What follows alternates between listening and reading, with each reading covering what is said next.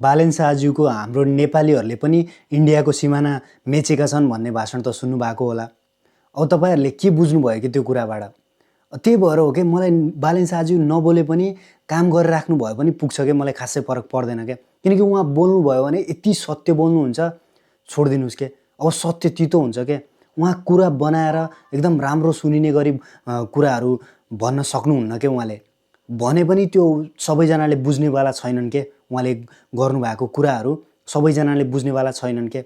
अब उहाँले शब्द चाहिँ नमिलेर त्यो गल्ती भयो कि अलिकति नभन्नुपर्ने कुरा नै थियो त्यो, तर भनिहाल्नुभयो उहाँले, त्यो गल्ती भयो कि उहाँबाट। अब त्यो कुराहरू यहाँ मान्छेले कसैले बुझ्नेवाला छैनन् के। कि उहाँले जानी जानी भन्नुभयो त्यो शब्द, किनकि इन्डियाको ध्यान आकर्षण गराउन, तपाईँको मोदीको ध्यान आकर्षण गराउन भन्नुभयो कि त्यो कुरा। अब यस्तो कुराहरू मान्छेले बुझ्दैनन् के, किनकि विदेशी दलाल यहाँ त्यहाँ भन्न थालिसके। अब अस्तिसम्म अमेरिकी दलाल भन्दै थिए, अब इन्डियन दलाल फेरि अब नेपाललाई नै, सबै नेपाललाई इन्डियालाई बुझाउने भयो भन्न थालिसके मान्छेहरू।